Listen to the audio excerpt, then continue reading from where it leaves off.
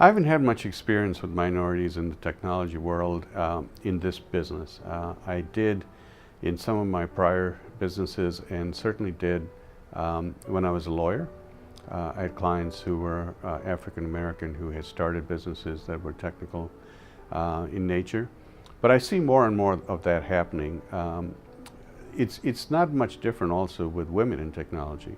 I think there's a parallel in there.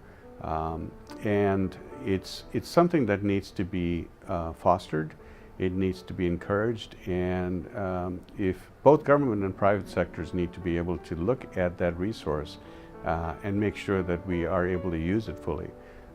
It's hard to be an entrepreneur, so it doesn't matter what your race or creed or color is.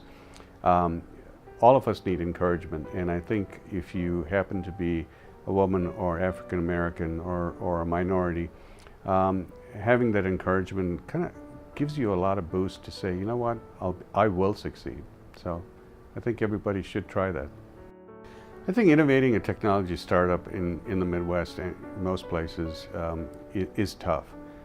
You have the two coasts that attract a lot of media attention and a lot of people, university attention. But we do have a tremendous amount of technology in Wisconsin. You have the University of Wisconsin system, and you do have a number of very interesting projects in Milwaukee. So people are always surprised that a little company in Mequon is building avatars that Google and Apple aren't able to build.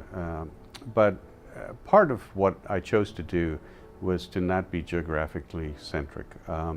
We have people in Milwaukee, we have people all around the country, but we chose to be at a very young age a global company. So I have people in 13 time zones, and I chose to bring talent wherever I found it.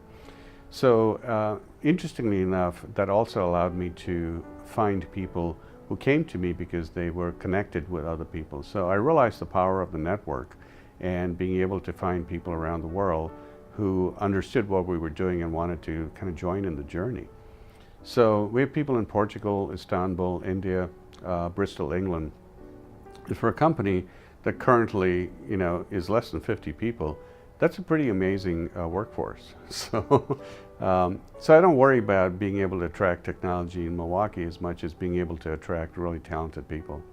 So I think with technology, if you don't bring the human aspects and you don't understand how it helps people actually solve a problem or change their lives, it just becomes something that's of interest and becomes a fad. It becomes a passing thing. So Second Life is an example where you had the opportunity to experience in a virtual world different things that perhaps you might not want to experience in the real world. It has a lot of power, but it's a technology that's now 15 years old, and it never really took off.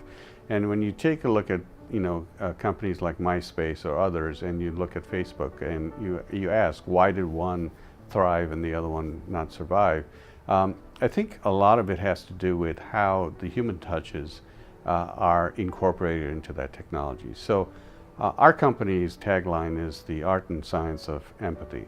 And when you bring empathy into healthcare, you're bringing something very powerful. So people don't think about it as technology anymore. It's a way of getting an empathetic response, an empathetic solution to what you're trying to do or what your problem is. Well, that's a whole different way of approaching things. So humanities are a large part of our approach to technology. In America, the concept of robots and virtual characters has been much more affiliated with the concept of cartoons and Disney and movies. So the concept that a virtual character can actually help us or teach us or do something for us has been very difficult to absorb. The other part that's very American is that we have an abundance of resources and we have an abundance of things that, and space. So when you look at countries like Japan or you look at countries like India that have less resources or less space, you start being more innovative on how you use those resources. We haven't had to do that, but now think about water. As we start conserving water, we're starting to find a whole bunch of different ways in which we need to deal with the water shortages that occur outside of where we live, which is the Great Lakes. So I think virtual avatars, virtual holograms, the ability to use robots will slowly make its way into our society, but it's also a level of trust. As I mentioned, I came from India where there was a lot of person-to-person interaction. When I first started using the phone, I had a lot of difficulty actually understanding the emotion of the person at the other end of the line that I could normally pick up from face-to-face interactions. It took me a long time to build that skill.